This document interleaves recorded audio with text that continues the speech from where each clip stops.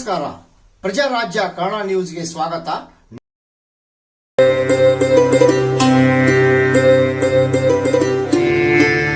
ಕಾರ್ಖಾನೆಯ ಗತ ವೈಭವ ಮತ್ತೆ ಮರುಸ್ಥಾಪಿಸುವೆ ಜೊಲ್ಲೆ ದಂಪತಿ. ಇಡಸೋಶಿ ಪೂಜ್ಯ ಶ್ರೀಗಳಿಂದ ಹಾಗೂ ಶಂಕರ್ಲಿಂಗ್ ದೇವಸ್ಥಾನದ ಪೂಜ್ಯ ಶ್ರೀಗಳು ಗಣ್ಯರಿಂದ ಬಾಯ್ಲರ್ ಅಗ್ನಿ ಪ್ರಜ್ವಲ ಕಾರ್ಯಕ್ರಮ. ಹೀರಾ ಶುಗರ್ ಕಾರ್ಖಾನೆ ಪ್ರಸಕ್ತ ಹಂಗಾಮಿನಲ್ಲಿ 11 ಲಕ್ಷ ಮೆಟ್ರಿಕ್ ಟನ್ ಕಬ್ಬು ನುರಿಸುವ ಗುರಿ ಹೊಂದಲಾಗಿದೆ ಎಂದು ಮಾಜಿ ಸಂಸದ ಅಣ್ಣಾ ಸಾಹೇಬ್ ಜೊಲ್ಲೆ. ನಿಡಸೋಶಿ ಹಾಗೂ ಶಂಕರ್ಲಿಂಗ್ ದೇವಸ್ಥಾನದ ಪೂಜ್ಯ ಶ್ರೀಗಳಿಂದ ಪ್ರಸಕ್ತ ಹಂಗಾಮಿನ ಬಾಯ್ಲರ್ ಅಗ್ನಿ ಪ್ರದೀಪನಾ ಕಾರ್ಯಕ್ರಮ ಹಮ್ಮಿಕೊಳ್ಳಲಾಗಿತ್ತು.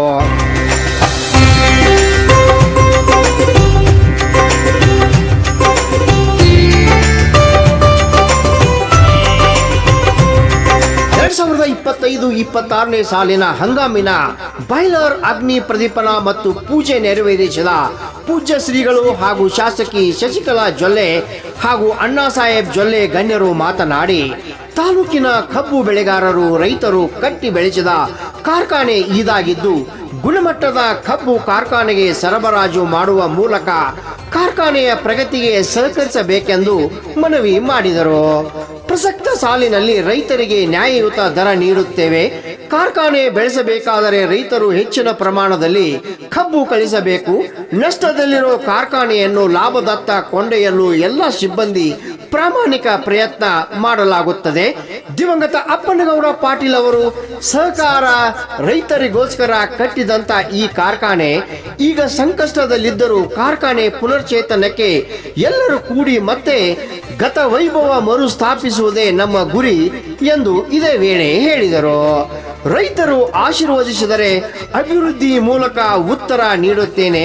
ಇದು ರೈತರ ಕಾರ್ಖಾನೆ, ರೈತರ ಇದರ ಮಾಲೀಕರು. ಕಾರ್ಖಾನೆ ಉಳಿಸಿ ಬೆಳೆಸುವುದೇ ಒಂದೇ ನಮ್ಮ ಗುರಿ. ಯಾವುದೇ ದುರುದ್ದೇಶ ನಮಗಿಲ್ಲ ಎಂದು ಇದೇ ವೇಳೆ ಹೇಳಿದರು.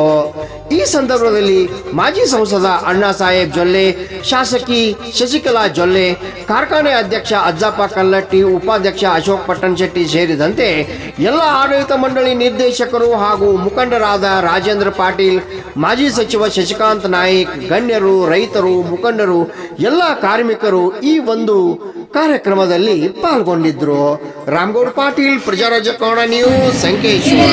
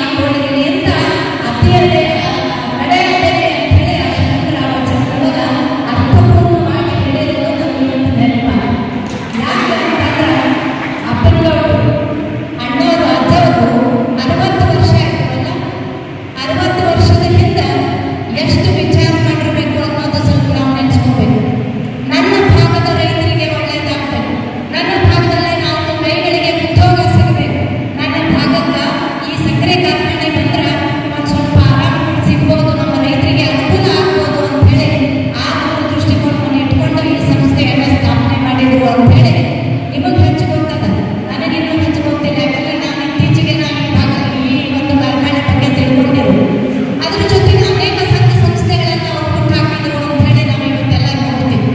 ಆದ್ರೆ ನಾನು ಫಸ್ಟ್ ಟೈಮ್ ಬಂದು ನಿಮ್ಮ ಗೆಸ್ಟ್ ಹೌಸ್ ಇರ್ಬೋದು, ಆಫೀಸ್ ಇರ್ಬೋದು, ಎಲ್ಲ ಬಿಲ್ಡಿಂಗ್ ನೋಡಿದಾಗ, ಕಟ್ಟಡಗಳನ್ನು ನೋಡಿದಾಗ ನನಗೆ ಬಹಳ ಖುಷಿ ಆಯಿತು. ಆ ಅಜ್ಜ ಎಷ್ಟು ಜಬರ್ದಸ್ತಾಗಿ 60 ವರ್ಷ ಬಾಳಿಕೆ ಬರುವಂತ ಅಷ್ಟು ದೊಡ್ಡ ದೊಡ್ಡ ಕಟ್ಟಡಗಳನ್ನು ಅವತ್ತ ಕಟ್ಟಿದ್ರಲ್ಲ ಅಂತ ದೂರದೃಷ್ಟಿ ಕೂಡ ಆದ್ರೆ ಅದರ ನಂತರ ಅನೇಕ ಗಣ್ಯರಿಗೆ ಕಾರ್ಖಾನೆಯನ್ನು ನಡೆಸಿದ್ರು. ಆದರೆ ಇತ್ತೀಚಿನ ದಿನಮಾನಗಳಲ್ಲಿ ಎಲ್ಲೋ ನಮಗೊಂಥರ ಬೇಜಾರಾಗುವಂಥ ಸಂದರ್ಭ, ಕೆಟ್ಟನಿಸುವಂಥ ಸಂದರ್ಭ, ಈ ಕಾರ್ಖಾನೆ ಬಗ್ಗೆ ಯಾಕೋ ಒಂಥರ ದುಃಖ ಇರುವಂಥದ್ದು ಎಲ್ಲರಲ್ಲೂ ಕೂಡ ನಾವು ನೋಡ್ತೀವಿ. ಆದರೆ ನನಗೆ ಬಹಳಷ್ಟು ಅಭಿಮಾನ ಅನ್ನಿಸ್ತದೆ. ಈ ಸಕ್ಕರೆ ಕಾರ್ಖಾನೆ, ಹಿರಣ್ಯಕೇಶಿ ಸಕ್ಕರೆ ಕಾರ್ಖಾನೆ ತನ್ನದೇ ಆದ ವಿಶಿಷ್ಟವಾದ ಒಂದು ಪದ್ಧತಿಯನ್ನು ಮೊದಲಿನಿಂದಲೂ ಅಪ್ಪನಗೌಡರ ಕಾಲದಲ್ಲಿ ನಡೆಸಿಕೊಂಡು ಬಂದಂಥ ಒಂದು ವ್ಯವಸ್ಥೆ. ಆಮೇಲೆ ಬಸನಗೌಡರು, ಆಮೇಲೆ ಅನೇಕ ಜನ ಇದನ್ನೆಲ್ಲ ಆಳಿದಂಥ ಒಂದು ವ್ಯವಸ್ಥೆ ಇದೆ. ಅಲ್ಲಿಂದನೂ ಇಲ್ಲಿಯವರೆಗೆ ಈಗ ಜೊಲ್ಲೆಯವರ ಕೈಲಿ ಬಂದ ಮೇಲೆ ಭಾಳಷ್ಟು ತುಂಬ ಚೆನ್ನಾಗಿ ಕೆಲವೇ ದಿವಸಗಳಲ್ಲಿ ಭಾಳಷ್ಟು ವ್ಯವಸ್ಥಿತವಾಗಿ ಆಗ್ತಕ್ಕಂಥ ಕೆಲಸ ಬಂದಿದೆ. ಇದರಿಂದ ರೈತರಿಗೂ ಅನುಕೂಲ ಆಗುತ್ತೆ, ವರ್ಕರ್ಸಿಗೂ ಅನುಕೂಲ ಆಗುತ್ತೆ, ದೇಶಕ್ಕೂ ಅನುಕೂಲ ಆಗ್ತಕ್ಕಂಥ ಒಂದು ಕೆಲಸ ಇದು. ಯಾಕೆಂದರೆ ರೈತ ಬದುಕಿದರೆ ಜಗತ್ತು ಬದುಕ್ತದೆ. ನಾವು ಇವತ್ತು ಬೇಕಾದಷ್ಟು ಹಣ ಇರ್ಬೋದು, ಊಟಕ್ಕೆ ಇಲ್ಲ ಅಂದರೆ ಏನೂ ಮಾಡೋಕ್ಕಾಗೋದಿಲ್ಲ. ಅದಕ್ಕೆ ರೈತ ಕಬ್ಬಿಗೆ ಒಳ್ಳೆಯ ಆಹಾರ ರೊಕ್ಕ ಬೇಕು ಅಂತಂತ ಹೇಳಿ ನೆಹರು ಕಾಲಕ್ಕೆ ಪೋದ್ದಾರ್ ಮತ್ತು ಪಾಟೀಲ್ ಅನ್ನೋರನ್ನ ಪ್ರದೇಶಕ್ಕೆ ಕಳಿಸ್ಕೊಡ್ತಾರೆ. ಅವರು ಅಲ್ಲಿ ಹೋಗಿ ಸಹಕಾರಿ ಸಂಘವನ್ನು ತುಂಬ ಚೆನ್ನಾಗಿ ಅಭ್ಯಾಸ ಮಾಡ್ಕೊಂಬಂದು ಸಾಂಗ್ಲಿಯ ಒಂದು ಜಿಲ್ಲೆ, ಒಂದು ತಾಲೂಕಿನಲ್ಲಿ ಅದನ್ನು ಹುಟ್ಟು ಹಾಕ್ತಕ್ಕಂಥ ಕೆಲಸ ಮಾಡ್ತಾರೆ. ಆವಾಗ ಹುಟ್ಟು ಹಾಕಿದಂಥ ಒಂದು ಫ್ಯಾಕ್ಟ್ರಿ ಇದು, ಅದೇ ಇದರಲ್ಲಿ ಬರ್ತಕ್ಕಂಥ ಒಂದು ಫ್ಯಾಕ್ಟ್ರಿ ಇದು. ಆವಾಗ ಅಪ್ಪನಗೌಡರು ಅಲ್ಲಿ ಹೋಗಿ ನಮ್ಮಲ್ಲಿ ಒಂದು ಫ್ಯಾಕ್ಟ್ರಿ ಮಾಡೋದಿದೆ, ಹೀಗೆಲ್ಲ ಪರ್ಮಿಷನ್ ಬೇಕು ಅಂತ ಹೇಳಿ ಮಾಡಿಕೊಂಡಾಗ ಇದು ಈಚಲಕರಂಜಿ, ಆಮೇಲೆ ಮಹಾರಾಷ್ಟ್ರದ 3-4 ಶುಗರ್ ಫ್ಯಾಕ್ಟ್ರಿಗಳು ಹುಟ್ಟುವಂಥ ಒಂದು ಕೆಲಸ ಅದು. ಅಲ್ಲಿಂದ ಇಲ್ಲಿವರೆಗೆ ರೈತರಿಗೆ ಬಹಳ ಒಳ್ಳೆಯ ಅನುಕೂಲವನ್ನು ಮಾಡ್ಕೊತ ಬಂದದ ಈ ಫ್ಯಾಕ್ಟ್ರಿ. ಇವತ್ತು ಸಹಿತ ಈ ಜೊಲ್ಲೆಯವ್ರ ಕೈಲಿ ಬಂದ ಮೇಲೆ ತಾನು ಎಲ್ಲ ಒಂದು ವಿಶಿಷ್ಟವಾದ ಹೊಸ ಪದ್ಧತಿಯಲ್ಲಿ ಮಾಡ್ತಕ್ಕಂಥ ವ್ಯವಸ್ಥೆಯನ್ನು ಮಾಡ್ತಾ ಇದ್ದಾರೆ. ನಿಪ್ಪಾಣಿನೂ ಹಾಗೆ ಆಗಿತ್ತು, ಅದು 2,500 ಕ್ರಷಿಂಗ್ ಇದ್ದದ್ದು ಈಗ 11,000ಕ್ಕೆ ಕ್ರಷಿಂಗ್ ಹೋಗ್ತಕ್ಕಂಥ ವ್ಯವಸ್ಥೆ ಆಗಿದೆ. ಇದರಲ್ಲಿಯೂ ಅನೇಕ ಬದಲಾವಣೆ ತರ್ತಕ್ಕಂಥ ಒಂದು ವ್ಯವಸ್ಥೆಯನ್ನು ಈಗಿನ ಇರ್ತಕ್ಕಂಥ ಟೀಮ್ ಎಲ್ಲ ಮಾಡಲಿ. ಇದರಿಂದ ರೈತರಿಗೆ ಭಾಳಷ್ಟು ಅನುಕೂಲ ಆಗಲಿ. ರೈತರು ಹೆಚ್ಚು ಕಬ್ಬು ಬೆಳೆಯುವಂಥ ವ್ಯವಸ್ಥೆಯನ್ನು ಮಾಡಬೇಕು. ನಾವಿನ್ನೂ ರೈತರು ಎಲ್ಲಿದ್ದೀವಿ ಅಂದರೆ 40, 35, 40 ಇದ್ದೀವಿ ನಾವೆಲ್ಲ ಒಂದು ಎಕರೆಗೆ ಅಷ್ಟೇ ಟನ್ನಲ್ಲಿ ಇದ್ದೀವಿ ನಾವು. ಇನ್ನು ಅದಕ್ಕಿಂತ ಮುಂದೆ ಹೋಗಬೇಕು. ಯಾಕೆಂದರೆ ನೀರಾವರಿ ಹೆಚ್ಚಾಗಿದೆ, ಗೊಬ್ಬರದ ಅನುಕೂಲ ಆಗಿದೆ, ಸಬ್ಸಿಡಿಗಳು ಅನುಕೂಲ ಆಗಿದ್ದಾವೆ, ಸಾಕಷ್ಟು ರೈತರಿಗೆ ಅನುಕೂಲ ಆಗ್ತಕ್ಕಂಥ ಕೆಲಸ ಆಗಿರೋದ್ರಿಂದ ರೈತರು ತಾವು ಆರ್ಥಿಕವಾಗಿ ಬೆಳಿಬೇಕಾದ್ರೆ ಸ್ವಲ್ಪ ಇಂಥವನ್ನೆಲ್ಲ ಹೆಚ್ಚು ಮಾಡ್ಕೊತ ಹೋದರೆ ರೈತ ಇನ್ನೂ ತುಂಬ ಚೆನ್ನಾಗಿ ಬೆಳೆಯುವಂಥ ವ್ಯವಸ್ಥೆ ಮಾಡ್ತದೆ. ಆ ರೀತಿಯಾಗಿ ಇವರು ಈಗಿನ ಒಂದು ವ್ಯವಸ್ಥೆಯಲ್ಲಿ ಟನ್ನಿಗೆ ಹಣವನ್ನು ಕೊಡ್ತಕ್ಕಂಥ ವ್ಯವಸ್ಥೆಯನ್ನು ಮಾಡ್ತಾ ಇದ್ದಾರೆ. ಇನ್ನೂ ತುಂಬ ಚೆನ್ನಾಗಿ ಬೆಳೀಲಿ, ರೈತರಿಗೂ ಒಳ್ಳೆಯದಾಗಲಿ ಅಂತೇಳಿ ಆಸೆ ಮಾಡಿ 2 ಮಾತು.